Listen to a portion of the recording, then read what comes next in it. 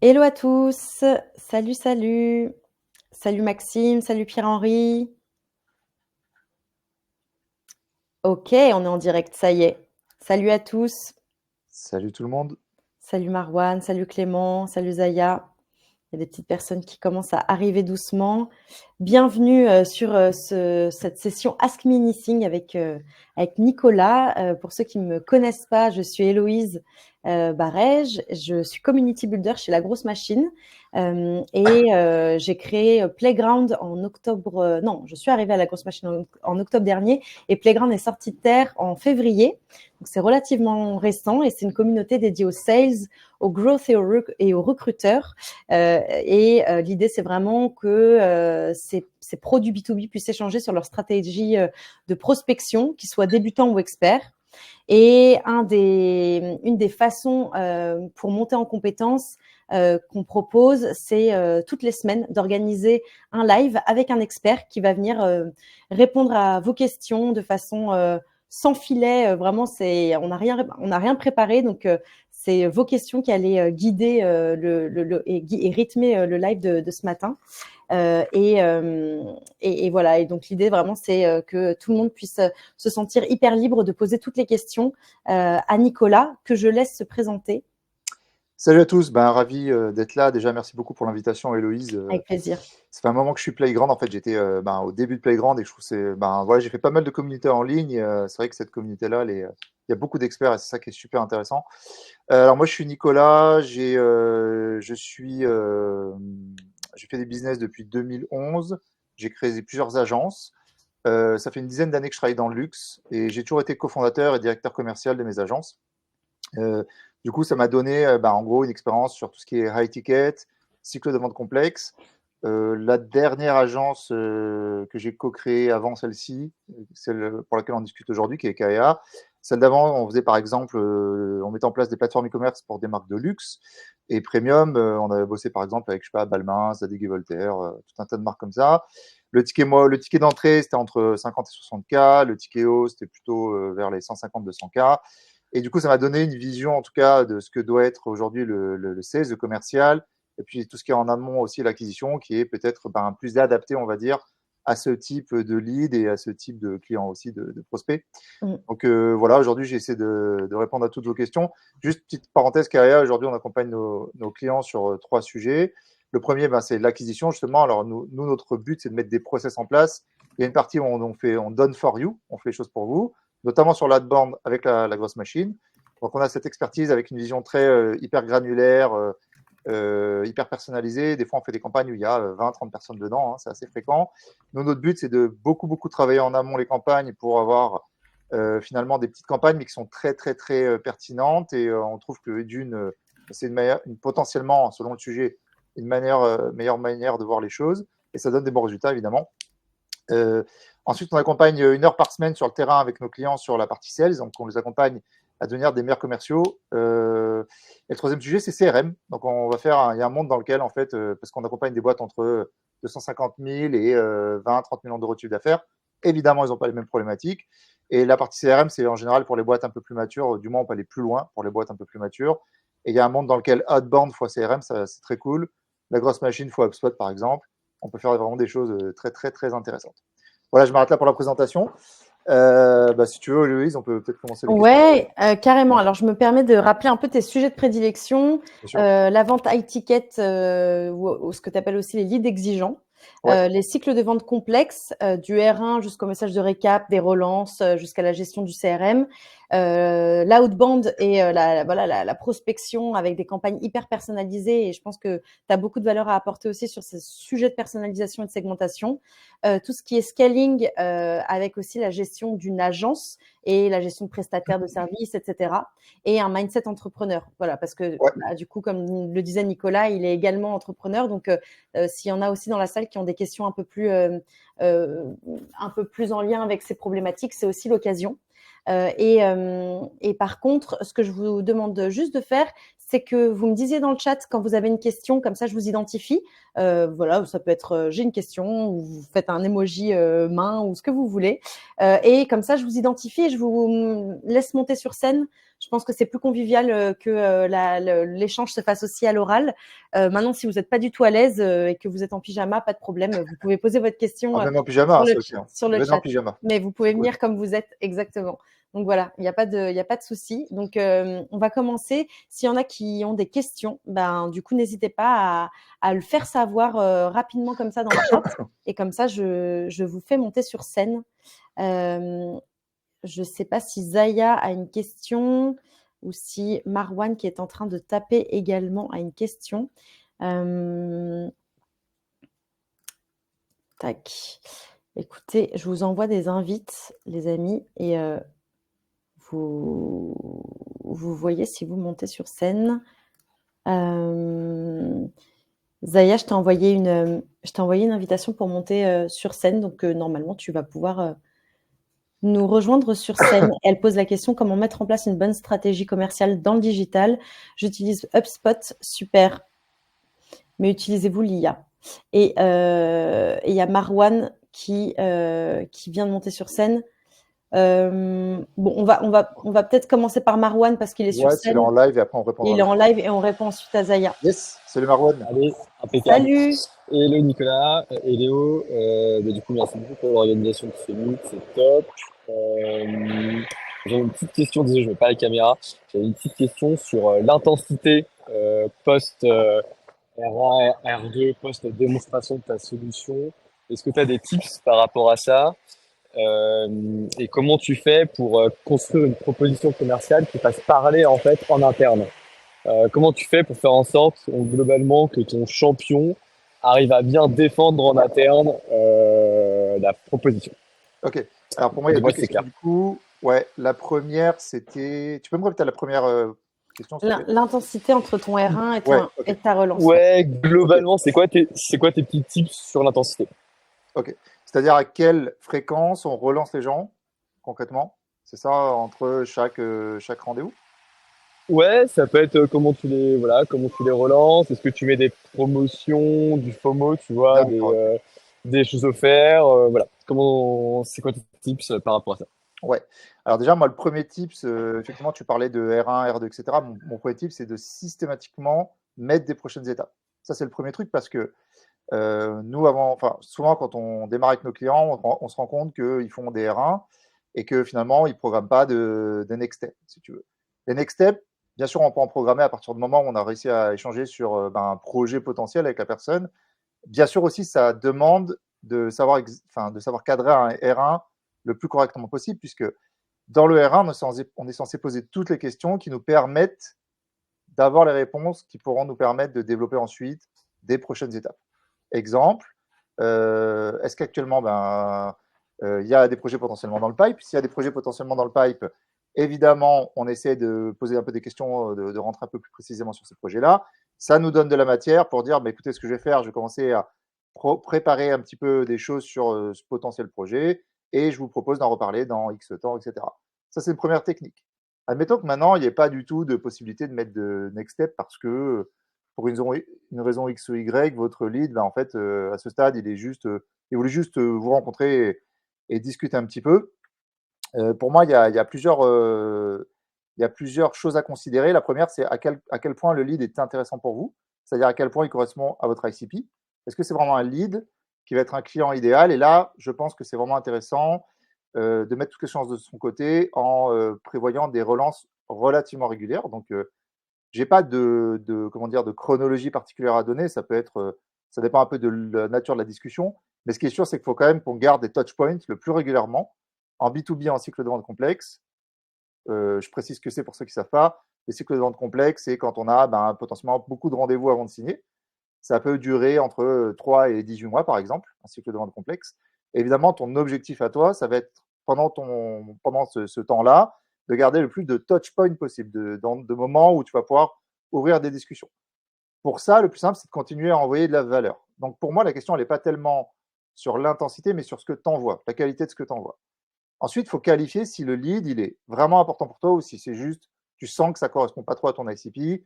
Et potentiellement, est-ce que c'est peut-être un vampire même? Alors, moi, ce que j'appelle un vampire, c'est quelqu'un qui n'est pas forcément décisionnaire et qui te fait croire que peut-être il y a quelque chose qui va se passer, ou peut-être qu'en fait, c'est quelqu'un où tu te rends compte qu'il n'est pas du tout décidé. Et ces personnes-là, il faut plutôt potentiellement les mettre dans une boucle qui est automatisée, admettons. Ouais, je te donne quelques exemples. Ça peut être intéressant, par exemple, de programmer des messages, tu vois, des séquences automatisées sur, je sais pas moi, 18 mois, avec une relance par mois où tu envoies de la valeur. Et pour les leads un peu plus intéressants, où tu penses qu'il y a beaucoup plus de potentiel, là, d'aller un peu plus personnaliser les choses et de faire des relances, mais vraiment avec de la valeur. Encore une fois, ce qui est très important, c'est de ne pas faire ce que moi j'appelle des relances à blanc, c'est-à-dire bah, salut, j'espère que tu vas bien, est-ce que tu as pu réfléchir, est-ce que tu as maturé sur le sujet, est-ce que tu en parles en interne, etc. Est-ce que j'ai déjà répondu à ta première question, Marwan? Apporter de la valeur, je comprends tout à fait. Très clair. Ok, Est-ce que tu as d'autres tips sur l'intensité? Je sais que tu en as qui utilisent des notions de promotion pour créer un FOMO. ouais, Voilà. bien sûr. Ok. Oui, bien sûr, ça peut être un levier comme un autre. Alors moi, je suis pas hyper fan des promos dans le sens où c'est pas quelque chose que je conseille de vraiment surutiliser, en tout cas en tout ce qui est un peu premium, grand compte, etc. Ça peut être intéressant, mais il faut y aller un peu mollo avec ça, on va dire. Faire FOMO, ça peut toujours être intéressant. Donc oui, ça peut faire partie d'un levier, mais pour moi, c'est un levier qui intervient un peu en dernière intention, parce que ton objectif, c'est pas forcément de sous-vendre ce que tu fais, mais c'est plutôt de le vendre le mieux possible. Et pour moi, du coup, si c'est une question de prix, concrètement, c'est que potentiellement la personne en face de toi, soit tu as mal expliqué la valeur perçue, tu vois, tu n'as pas vraiment réussi à expliquer correctement ce que tu vendais, en quoi c'était vraiment intéressant pour lui, soit que c'est pas quelqu'un forcément qui va correspondre à ce qui est censé être ton client idéal, c'est-à-dire quelqu'un qui paye bien, quelqu'un voilà, qui va pas forcément négocier, qui va pas forcément avoir de problématiques sur ça. Ces problématiques vont plutôt être dans il va attendre que tu te délivres le mieux possible et que tu l'aides le plus possible. Pas forcément que tu lui fasses un prix. Est-ce que ça te paraît pertinent? Ouais, ouais, tout à fait. Très clair. Je vais répondre à ta deuxième question, du coup, qui était. Tu me rappelles la deuxième? Est-ce que je suis un peu en poisson rouge là? Et du coup, bonne question. Je crois que je l'ai plus. C'était. Tu t'en souviens, Euh, Héloïse? Je suis désolé, j'ai oublié la deuxième question. Non, c'était pas sur l'outbound, Marwan? non, sinon j'en ai une autre Vas-y, qui ouais. m'est arrivée quand tu as parlé d'apporter de la valeur dans le cycle de vente. Est-ce que tu as des conseils pour parfois euh, bypasser quelque part un champion et faire en sorte d'atteindre directement un décideur? Et oui, voilà. Et du coup, ça me fait écho en fait à la question que je t'avais dit à la base. C'était effectivement comment tu fais en sorte que ton champion en interne en parle bien. Oui, Donc il y a ok. toujours apporter de la valeur, hein, c'est une certitude. Mais voilà, est-ce que tu as t'as d'autres tips concrets sur, Ouais, je sais pas, créer une réunion avec eux et apporter des cas clients ou oui. autre, évidemment. Alors, pour moi, déjà, si tu veux, comment dire, l'identification du décisionnaire et le fait qu'il soit ou non sur ton R1, évidemment, c'est un élément très important. Il faut absolument, quand tu fais ton premier rendez-vous, essayer de comprendre si oui ou non la personne en face de toi est décisionnaire ou pas. Bon, ça, je pense que c'est ce que tu fais et se débrouiller pour que, effectivement, potentiellement, elle soit là les prochaines fois. Pour ça, faut simplement ouvrir un dialogue sur le sujet et dire que toi, tu vas avoir besoin, tu vas lui donner des choses, tu vois, tu vas lui apporter de la valeur, tu vas lui donner des clés, etc. Par contre, toi, tu vas avoir besoin qu'il fasse des choses aussi pour toi. Et ces choses-là, ça va être de potentiellement mettre le décisionnaire dans la boucle parce que tu vas lui expliquer qu'en fait, tu as besoin d'avoir le décisionnaire dans la boucle à ce moment-là pour avancer. Parce que toi, si tu veux, ton but, c'est que vous puissiez avancer ensemble, c'est ta mission. Et effectivement, c'est quelque chose que tu peux réclamer, si tu veux, quelque part. Le deuxième sujet, c'était, alors, pour moi, si tu veux, comment faire en sorte que la personne te vende le mieux en interne possible. Ça se passe beaucoup sur ce que tu vas donner en récap, effectivement. C'est-à-dire que là-dessus, on a deux stats.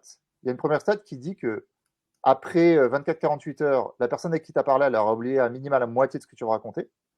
Et après une semaine, elle aura oublié, je ne sais pas, 60% peut-être. Et après un mois, elle aura oublié ton visage, ta voix, complètement que tu existes. Donc évidemment, ton objectif, si tu veux, ça va être de lutter contre cette courbe de l'oubli. La deuxième stat qu'on a là-dessus, c'est qu'effectivement, dans les cycles de vente complexes B2B, on a entre 3 et 7 décisionnaires à peu près en moyenne, entre 2 et... Ça dépend de la taille de l'entreprise en gros. Sachant ça, effectivement, toi, ton rôle, c'est de donner les clés, les meilleures clés possibles à la personne à qui tu as parlé, si tu as réussi à la convaincre, évidemment en R1, et qu'elle va vouloir convaincre d'autres personnes en interne que c'est cool de travailler avec toi, bah, ça va beaucoup se passer sur ton message de récap. Il va falloir que tu lui donnes les clés pour qu'elle puisse se souvenir de ce qu'elle a raconté. Et pour ça, bah, il y a une structure, si tu veux, dans ton message de récap sur lequel tu vas un peu mélanger, si tu veux, de l'émotionnel et du rationnel. Après, il y a plein de petits tips. Ce sera un petit peu long de les expliquer là tout de suite maintenant, mais en gros, pour la faire très courte, et d'une, il faut montrer de l'enthousiasme.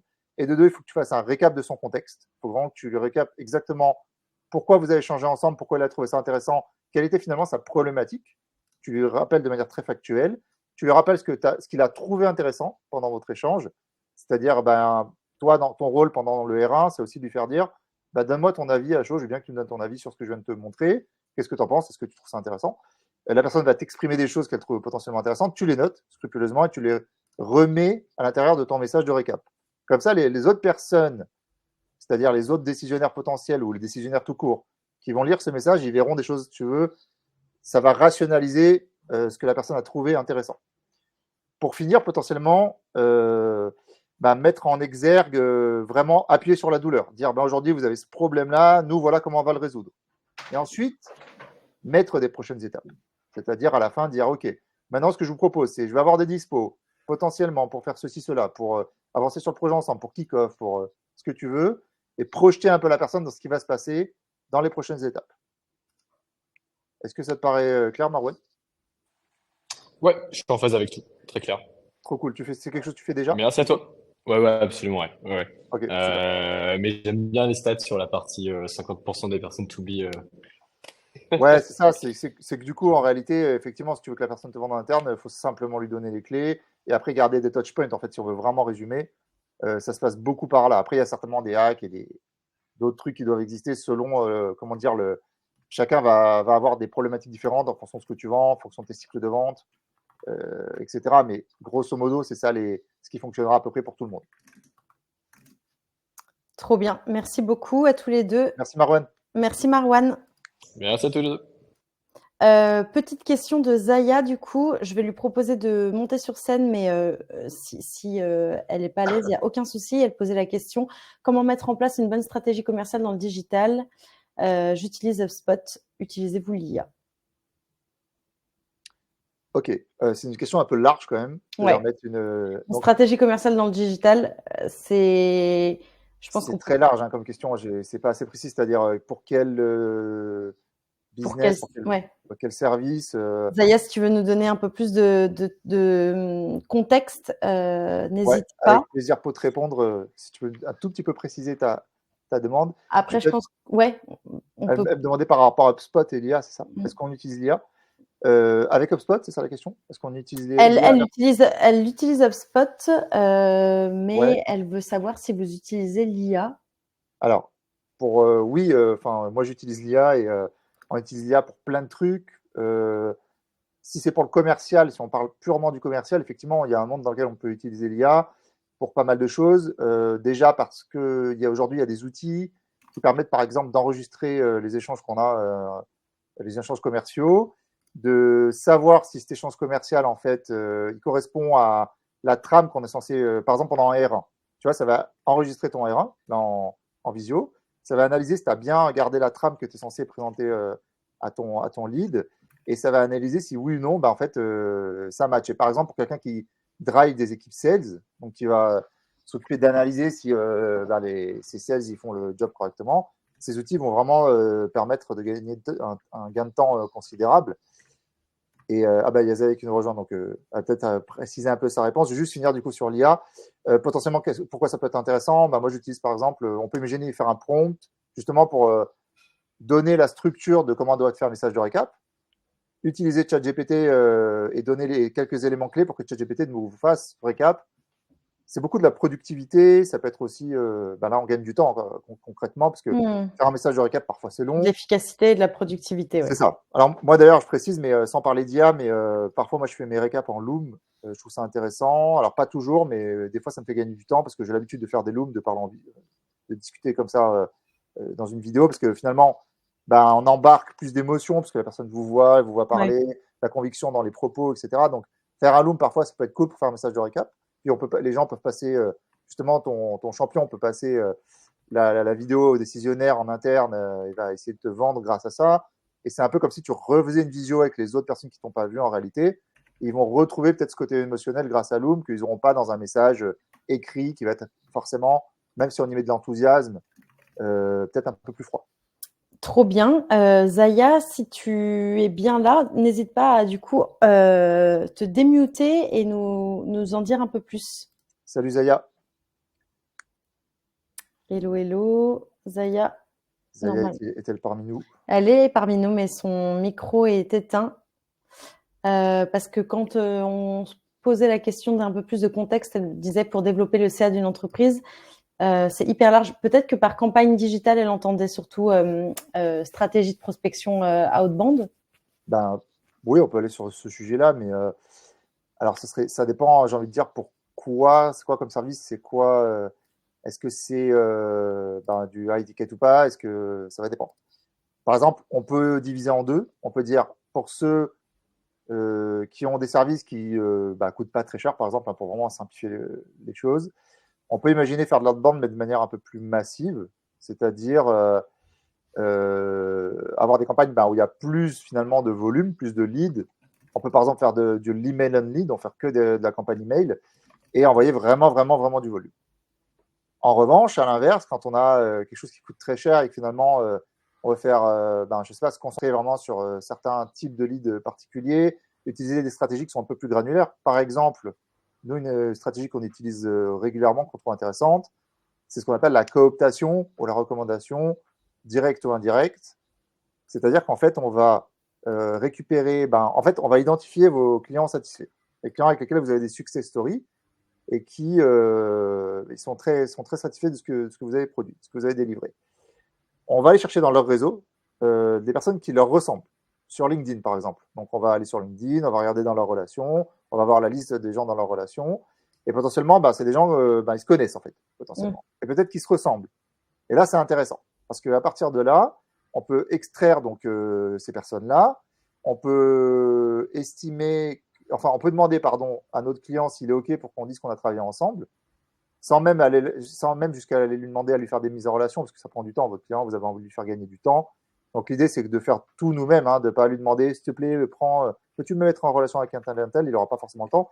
Par contre, extraire son réseau LinkedIn, contacter toutes les personnes qu'on trouve intéressantes en disant qu'on travaille avec lui, peut-être qu'on l'écrit de sa part potentiellement, et que ça s'est bien passé, que c'est une success story, et qu'en plus, ils se ressemblent, donc ça peut le faire.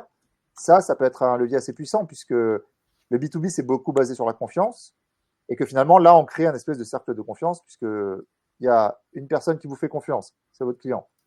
Et il y a une autre personne peut-être qui fait confiance à votre client, qui le connaît, et qui trouve que c'est quelqu'un de confiance. Et du coup, indirectement, il peut aussi vous faire confiance. Donc le lead, puisqu'il a confiance en mon client, qui a confiance en vous. C'est un cercle vertueux. On crée un cercle, une espèce de triangle, moi j'appelle ça un cercle. On crée un cercle de confiance sur lequel on peut se reposer et qui va donner potentiellement des résultats très très intéressants sur du high ticket. Par contre, effectivement, ça crée des toutes petites audiences parce que potentiellement dans le réseau d'autres clients, il va y avoir, je sais pas moi, 20 ou 30 ou 50 personnes intéressantes, pas plus. Du coup, forcément, les audiences, on ne peut pas dire que c'est très massif, loin de là, mais c'est beaucoup plus qualifié. Et ça marche bien avec le high ticket. Ok. Zaya arrive à se connecter. Je pense qu'elle a des soucis de connexion, malheureusement. On va prendre la question peut-être de Jason ou Jason, je ne sais pas comment prononcer. Il pose la question suivante. Super la partie vidéo. Est-ce que justement tu l'utilises dans tes approches à froid, Jason, pour une personne ou pour un groupe de personnes? Est-ce que ça t'est arrivé d'utiliser de l'IA peut-être dans les vidéos? Par exemple, dire le prénom au début avec l'IA ou afficher la page LinkedIn ou le site du client. Je vais proposer à Jason de nous rejoindre, mais en tout cas, on peut commencer à répondre à ces bien sûr, avec plaisir. C'est bon. L'invitation est partie. Alors, hello. Hello. Salut Jason. Salut Jason. Salut, merci beaucoup de m'afficher. Avec grand plaisir. Bienvenue parmi nous. Du coup, vous voulez que je refasse la question? Non.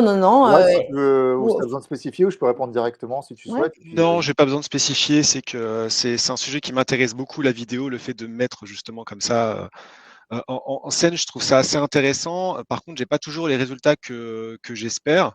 Et en fait, ça m'intéresse d'avoir votre retour par rapport à ça. J'ai utilisé la vidéo, par exemple, sur LinkedIn avant de me rendre compte que finalement, c'est peut-être pas la bonne plateforme pour faire de la vidéo parce que c'est des gens qui ils sortis de bureau, ils sortent le LinkedIn et regardent. Mais si un mec envoie la vidéo, t'as pas forcément le temps de regarder. Et j'ai plus de retours, en tout cas par mail que par LinkedIn. Et du coup, c'est un sujet qui m'intéressait de voir si toi, tu t'as mentionné la vidéo, savoir comment tu l'utilisais et si tu avais des bonnes pratiques par rapport à ça.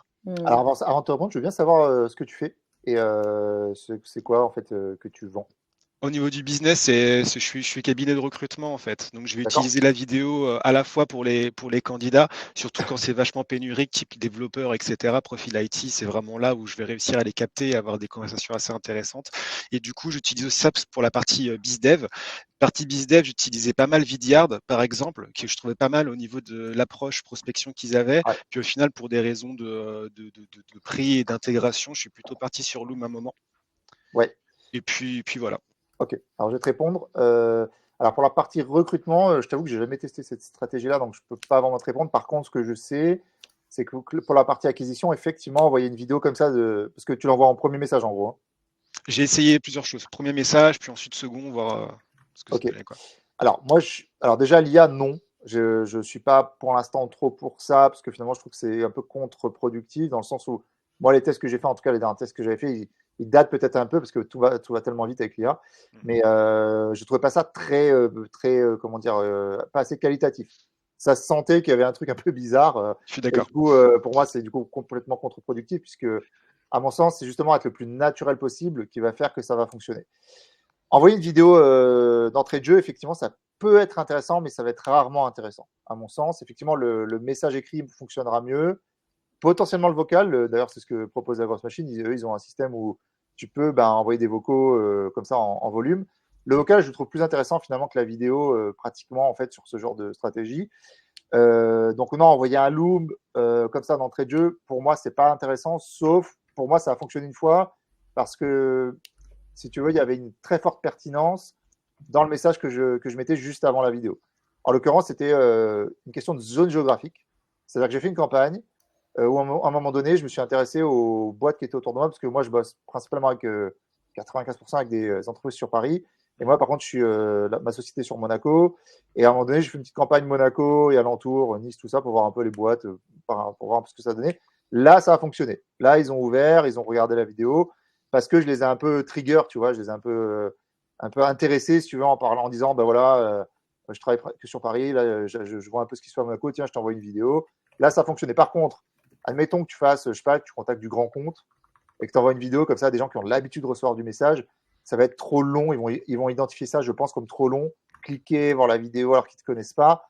Pour moi, au contraire, il faut faire un message hyper clair, hyper court, très cool, très smooth. Aujourd'hui, c'est ce qui fonctionne le mieux. Et la vidéo, ça fait un peu l'inverse dans le sens où c'est pas court. Je me permets de te rediriger vers aussi un thread sur Playground qui parlait de ces vidéos faussement personnalisées. Tu as peut-être déjà testé Ubique, Jason, mais si c'est pas le cas, ça pourrait être un test en tout cas à faire en prenant en compte en effet les warnings que Nico vient d'évoquer, parce que tu peux tout de suite tomber dans quelque chose de pas hyper quali et de pas hyper pertinent. Mais je pense que tu vas trouver aussi pas mal de valeur dans tous ces échanges-là, si tu veux creuser un peu le sujet de la vidéo et que c'est un truc que tu veux quand même tester. D'accord. Après, juste pour terminer sur ce sujet, et après, si tu as d'autres questions, n'hésite pas. Il y a quand même un monde dans lequel, selon qui tu vises, en fait, il y a un monde dans lequel écrire à quelqu'un sans directement lui demander un call to action, tu vois, est-ce qu'on peut discuter, etc. Juste poser une question et dire tiens, est-ce que je peux t'envoyer une vidéo? Il y en a pas mal qui le font en ce moment. Ouais. Peut-être que tu as testé ça déjà. Peut-être ça a donné des meilleurs résultats. Me semble-t-il que potentiellement, ça peut donner des meilleurs résultats si le message que tu fais, où tu te dis que tu vas envoyer une vidéo, il est suffisamment intéressant. Tu vois, c'est-à-dire, tu envoies un premier message dans lequel tu dis voilà, nous on fait ça, on peut t'aider à faire ça. J'ai une petite vidéo qui t'explique comment ça marche. Est-ce que tu veux que je te l'envoie? Ok, intéressant, ouais. Tu vois, ça a testé, parce que ça, me semble-t-il que ça peut être plus intéressant. C'est-à-dire, j'envoie un premier message pour dire voilà, je vais t'apporter de la valeur. Est-ce que tu la veux, cette valeur? Et après, j'envoie la vidéo. Et du coup, la vidéo, elle n'est pas nécessairement, on va dire, très ciblé pour le client, mais peut-être quelque chose d'un peu plus généraliste et pour un segment particulier, c'est ça? Ouais, c'est ça. Il faut toujours travailler en silo pour moi, c'est-à-dire faut toujours que ce Ouais, en soit quand même silo. sous-segmenté, hein, c'est-à-dire, Ok. je sais pas, tu vises vraiment un secteur d'activité en particulier, tu vois, prends ce que tu veux hein, comme exemple. Ok. Et là, tu vas quand même devoir, dans ta vidéo, montrer des choses qui lui ressemblent parce que un lead, il a toujours envie de voir des choses qui lui ressemblent, c'est rassurant. Par exemple, si tu cites des références, bah, il a envie que ça lui ressemble. Si tu cites des success stories, bah, il a envie que ce soit des related success stories, des trucs qui lui ressemblent, sur lesquels il peut se projeter. Parce que si demain je contacte, je dis n'importe quoi, une marque de luxe en lui parlant d'une marque que je sais pas qui fait des vélos, peut-être des vélos de luxe, je sais pas, mais voilà, bah, il va dire mais en fait c'est cool ta ref, mais en fait c'est des vélos, moi je fais du luxe, tu vois. Alors même si pour toi ça va être ok, tu peux raccorder les wagons, pour lui il va vouloir quand même que tu lui montres quelque chose qui lui ressemble à la fin. Donc oui, faire des vidéos, faire bien segmenter tes vidéos. Par contre, tu fais la même pour tout le monde, mais dans un segment, dans un sous-segment. D'accord. Et ça peut être intéressant. Donc, ouais, je te conseille, pourquoi pas te pousser un peu la vidéo si tu penses que c'est un bon élément pour toi et que ça peut être différenciant. Par contre, la mettre en deuxième intention et d'abord un premier message, mais bosse bien ton premier message pour que ce soit court, impactant et vraiment essaie compte tes mots, littéralement. C'est-à-dire compte le nombre de mots que tu utilises et essaie de voir si tu ne peux pas réduire le nombre de mots que tu utilises au maximum pour être le plus efficace et le plus impactant possible sur ton premier message et en teasant ce qu'il pourrait y avoir dans ta vidéo et là ensuite tu envoies la vidéo. Et c'est un peu la même chose que sur le voice. Moi, je conseille en général de l'utiliser plutôt en follow-up, en deuxième brique de ton workflow. Ouais, c'est ce qu'on fait aussi. Tu as déjà testé, Jason, des LinkedIn Voice pour le recrutement? Je pense que ça marcherait bien. Ouais, j'ai essayé. Alors, la plupart du temps, ils sont très contents. L'autre partie du temps, je me fais insulter, mais c'est sympa. Ah ouais, ok. Ouais. Ah, tu te fais insulter carrément, d'accord. Ah, ça m'est déjà arrivé, hein, oui. Ah oui. Genre, pourquoi tu m'envoies vocal Mais Comment tu es tu qui les pour jeunes envoyer un vocal? Voilà, C'est ça, pour qui on ne te se prends-tu connaît pas. Ouais. Ah oui, il y en a qui sont encore. Oui, bah, en fait, oui, ça c'est vrai que ça peut être une réalité. En fait, ça va complètement dépendre du secteur d'activité que tu vises. Il y a des secteurs qui sont très open digital, tu vois, genre ils sont dans le digital et pour eux c'est ok, ils fonctionnent comme ça. Et il y en a d'autres qui voient ça comme une agression, effectivement. Mais rien que le fait que tu l'écrives en réalité, même C'est si une nous agression. aujourd'hui c'est de moins en moins vrai, on travaille sur plein de secteurs d'activité différents quand même. Même si on a des gros focus sur les grands comptes, le luxe, le premium, etc. Mais bah, quand même, tu vois qu'aujourd'hui, c'est quand même ouvert. Hein. Les gens, ils sont assez cool généralement. Mais tu peux Ouais. avoir encore des cas de figure où effectivement, ils se sentent un peu agressés par ça, mais c'est rare. Hein. Voilà. Je t'ai envoyé pas mal de trucs, Jason. Tu verras, il y a un thread aussi sur le recrutement qui peut t'aider. Et j'ai repensé aussi à un Loom qu'avait fait Candice chez nous pour montrer un peu comment elle fait de l'outsourcing de candidats avec sa séquence et l'utilisation des voice. Ça peut peut-être t'aider aussi, te donner des idées à tester. Ok, je vais Juste, regarder tout ça. juste par rapport à l'eau, moi, je te dis juste comment je les utilise perso. Ouais. Je les utilise soit pour faire des récaps, des fois, quand ça me fait gagner du temps et que j'estime que ben, ça apporte plus d'émotion, de valeur, etc. Et parce que tu vois, dans 5 minutes de vidéo ou 3 minutes, tu dis 10 fois plus que dans le meilleur message que tu vas pouvoir écrire. Et puis en plus, tu embarques plus d'émotion. Mais aussi, j'utilise pour faire de la refinery. Tu sais, c'est quand tu as parlé avec quelqu'un, ça fitait. Genre, tu as eu un lead il y a, je sais pas moi, 6 mois, 1 an.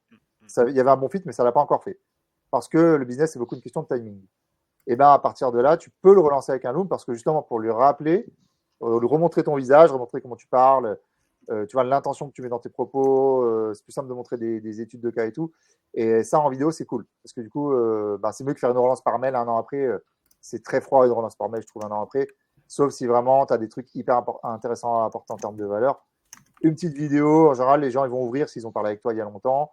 Et ça va être beaucoup plus chaud en termes de réactivation, je pense. Donc, je conseillerais d'utiliser ça comme ça. Ça marche. Super. C'est tout bon pour toi, Jason? Alors moi, j'ai un tas de questions, mais je pense qu'il y a d'autres personnes qui veulent en poser. Donc, Bah, écoute, on va voir. J'ai tagué des petites personnes dans le chat, savoir si d'autres ont des questions. Alors, j'ai fait au pif. Hein. Il y en a que j'ai pas tagué. Charles-Henri, Nicolas, Olivier, n'hésitez pas si vous avez des questions. Et sinon, tu peux poser tes questions. On va profiter de cette accalmie pour prendre toutes les questions, Jason.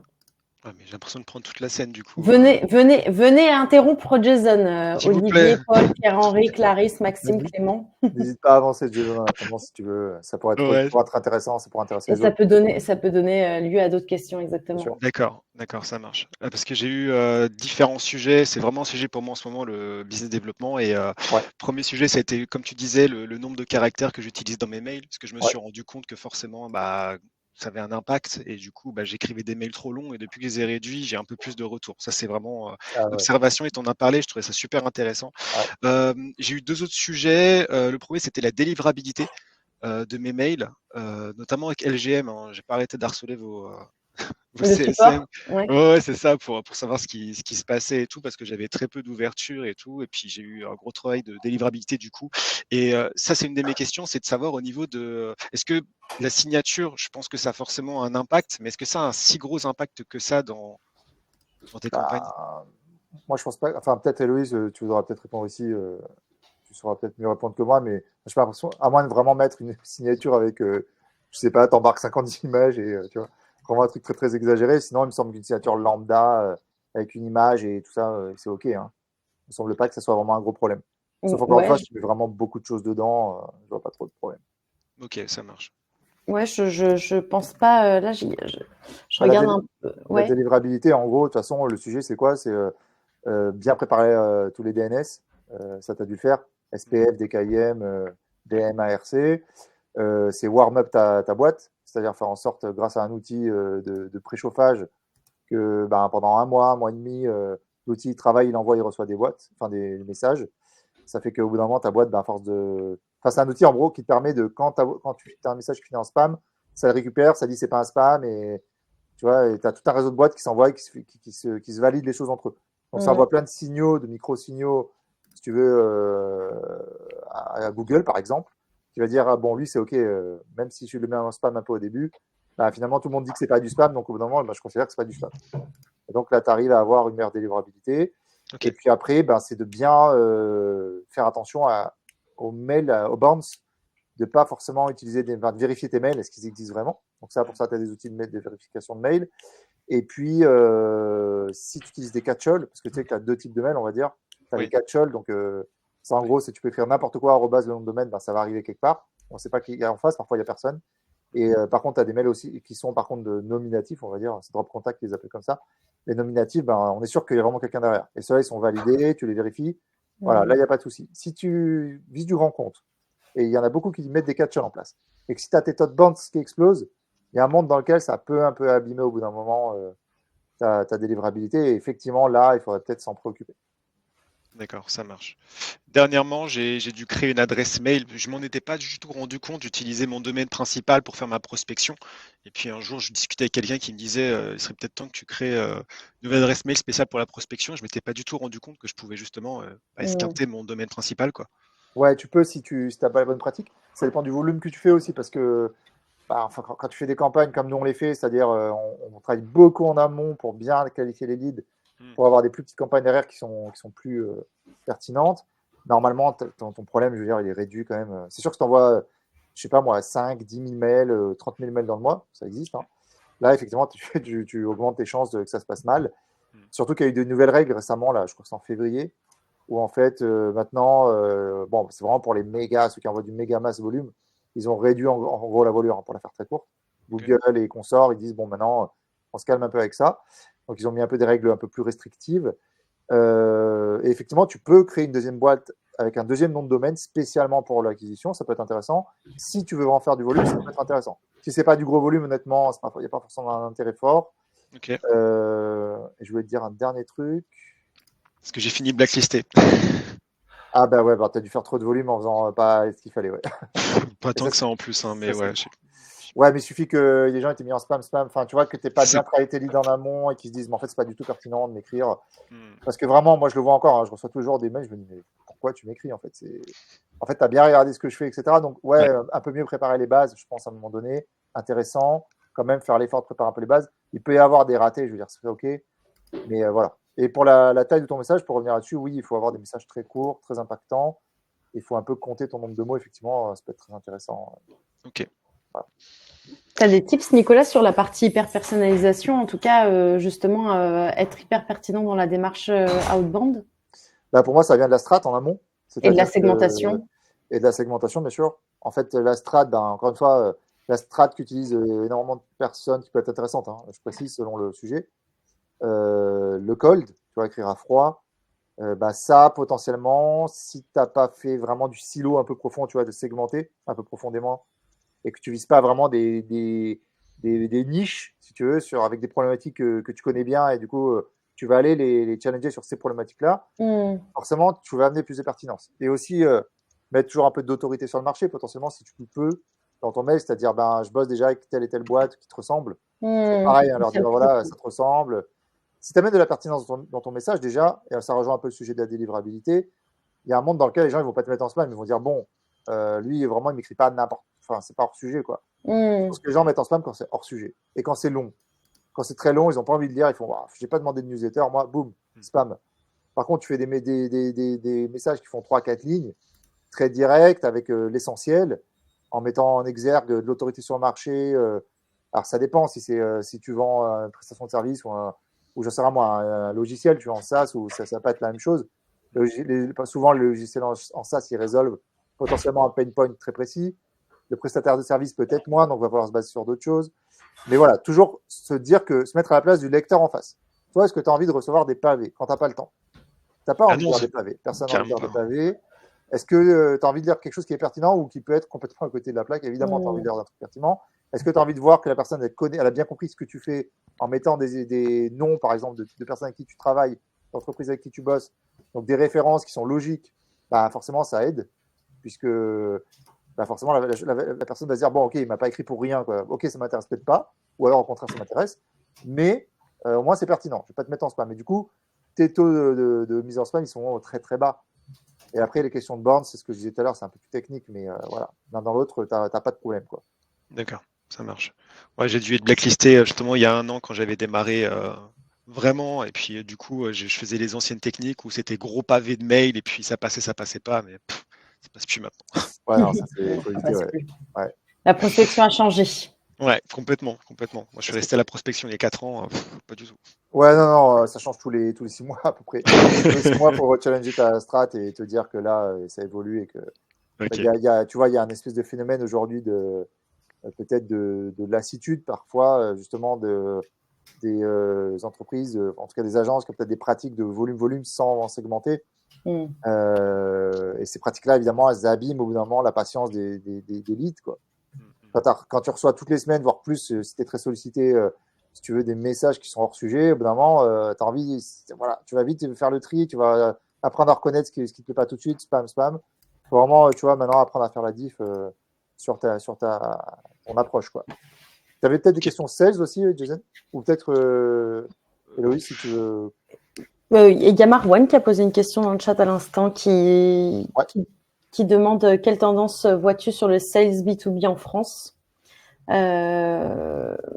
pour l'année ou les 2 ans à venir, je pense. C'est-à-dire, c'est quoi exactement la question, Marwan? C'est Quelles évolutions, je pense, pour le métier de sales B2B?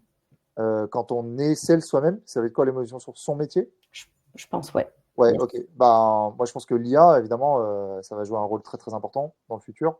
Ça, je pense que c'est un peu la palisse, parce que tout le monde sait que l'IA, ça va changer beaucoup de choses. Je pense qu'effectivement, demain, le métier de sales, à mon sens, ça va être plus un métier de valeur que, si tu veux, tu sais, parce qu'en fait, un sales, dans sa journée, il va faire beaucoup de trucs répétitifs, en gros. Et entre les robots et l'IA, à un moment donné, il va moins faire de trucs répétitifs, il va se concentrer sur amener de la valeur à ses leads. Et on pourra même imaginer amener de la valeur de manière processisée, tu vois, avec des robots quand même. Mais ce que je veux dire, c'est que finalement, c'est l'humain qui va compter plus que la personne qui va faire des bases de données, puis ensuite choisir, tu vois, tous ces trucs-là. Ça va vraiment être évacué avec toutes les technos, quoi. Donc, en fait, toi, ton rôle, ça va être vraiment de bien comprendre ton lead, de bien l'accompagner, d'avoir un aspect conseil, si tu veux, aujourd'hui, plus que opérationnel, tu vois, genre, encore une fois, écrire des messages de relance, ces trucs-là qui prennent max temps, ben, ça va être très, très, avec l'IA, etc., ça va aller beaucoup plus vite. Ça, c'est un peu ce que j'imagine. Après, je pense que c'est une tendance on peut imaginer se dessiner un peu, mais ça Oui, peut être amené encore à changer. S'il y en a d'autres d'ailleurs qui veulent nourrir, alimenter le débat, n'hésitez pas. Ouais. Je ne sais pas si c'est la fin qui se creuse, mais il y a quelques personnes qui sont parties et c'est assez calme dans le chat. Olivier, Clément, Nicolas, Marwan, Pierre-Henri, Paul, n'hésitez pas à poser vos questions. Marwan, Et Jason aussi, puisque tu en l'avais. Jason aussi. Marwan, là, tu es en live, donc Ouais. n'hésite pas. Ok, ça marche. Tu me demandais si j'avais pas des questions sales, c'est ça? Ouais, de commercial plus globalement, ou dans les pratiques commerciales que tu Ouais. as, ou est-ce que tu as des choses qui peuvent En t'intéresser? fait, ma problématique, très honnêtement, alors c'est pas du tout pour me la raconter, en général, j'arrive à closer. Ouais. Parce que c'est des personnes, quand elles veulent recruter, il y a un besoin, bon bah voilà, il y a besoin quoi. C'est surtout pour attirer leur voilà, pour leur intérêt, donc c'est surtout pour cette partie-là. Et du coup, en effet, tu m'as rappelé que j'avais aussi un autre sujet, c'est la partie un peu nurturing, tu vois, de ces personnes-là qui t'ont répondu une fois, et puis, bah, qu'est-ce que tu en fais derrière? Alors moi, j'ai eu des idées, mais j'ai encore rien mis concrètement en place. Vraiment, j'ai juste des points où me rappeler de contacter cette personne dans 3 mois parce qu'il n'y avait pas de besoin maintenant.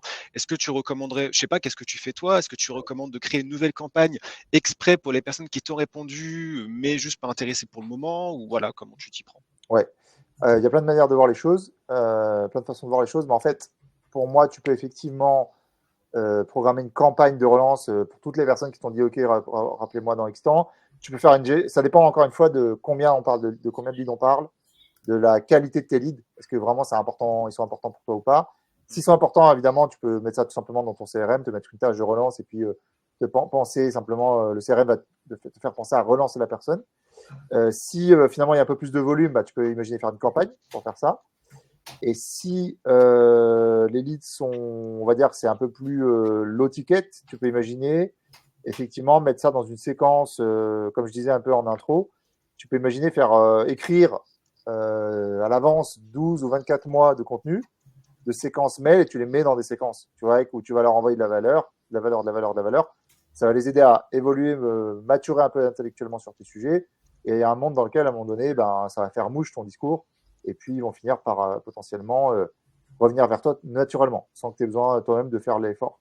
C'est un peu ça rejoint un peu sur la question de comment il va évoluer le sales dans le futur. Encore une fois, moi, je pense que tout ce qui est un peu rébarbatif, tu vois, tout ce qui prend du temps, etc., la productivité, en gros, et tout ce qui est opérationnel, faire des messages, ça sera beaucoup automatisé, il y a tout ça. Et le rôle du sales, ça sera vraiment de faire les rendez-vous avec les leads et amener de la valeur, Tu vois, et de préparer en amont, évidemment, toute la partie campagne et automatisation, notamment, par exemple, avec la grosse machine. Tu peux imaginer faire déjà des campagnes, les préparer, etc. Tu vois, tu peux faire plein de trucs, ce qui est déjà un très bon outil, quoi. Ouais, complètement. C'est déjà une Sur première LGM, brique. non, sur LGM, le fait de mettre qu'une personne réponde, on peut rajouter justement qu'automatiquement, il passe dans une autre catégorie, enfin, une Exactement. autre campagne. Donc, ouais, c'est assez facilement implantable comme ça. Exactement, exactement. Et pourquoi tu disais en low ticket que ça marcherait d'apporter la valeur? Pourquoi pas en high ticket? Oui, ça marche. Ce que je disais, c'est que c'est plus la différence, c'est plus que en low ticket, peut-être tu n'as pas envie de prendre du temps pour chaque lead aller relancer toi-même. Peut-être tu as envie de faire une séquence qui va le faire un peu plus ou moins à ta place.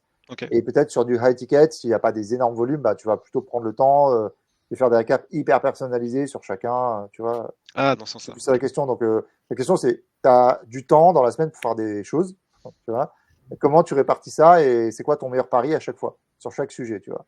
Donc, il faut juste te poser sur chaque petit sujet que tu as à faire dans ta journée, te dire, là, c'est quoi mon meilleur pari sur ce type de lead?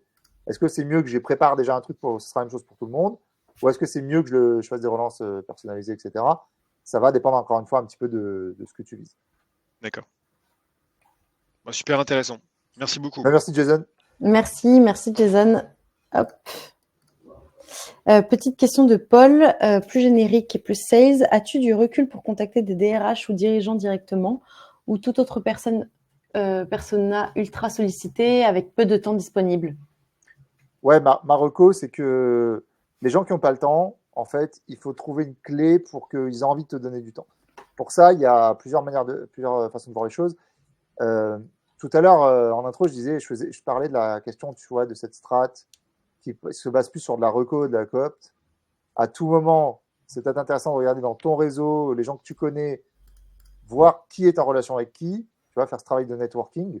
Parce que finalement, les commerciaux à l'ancienne, tu vois, peut-être on peut même dire avant le digital, qu'est-ce qu'ils faisaient? Ils faisaient beaucoup de networking. Et aujourd'hui, le networking, c'est une compétence. Tu vas être capable de faire du réseau, de réseauter, etc. Il y a un monde dans lequel le digital, ça nous permet de processiser et systématiser ça. Tu vois, c'est-à-dire, prenons la grosse machine, prenons encore une fois les réseaux de toutes les personnes qui pourraient avoir ce type de personnes dans leur réseau. Je sais pas, tu prends quelqu'un dont tu sais qu'il a beaucoup de DRH dans leur réseau qui t'intéresse. Et c'est quelqu'un qui peut être un ami à toi, un partenaire, qui peut être quelqu'un qui est chez toi, un employé. Peut-être ça peut être toi-même, peut-être ça peut être un client satisfait.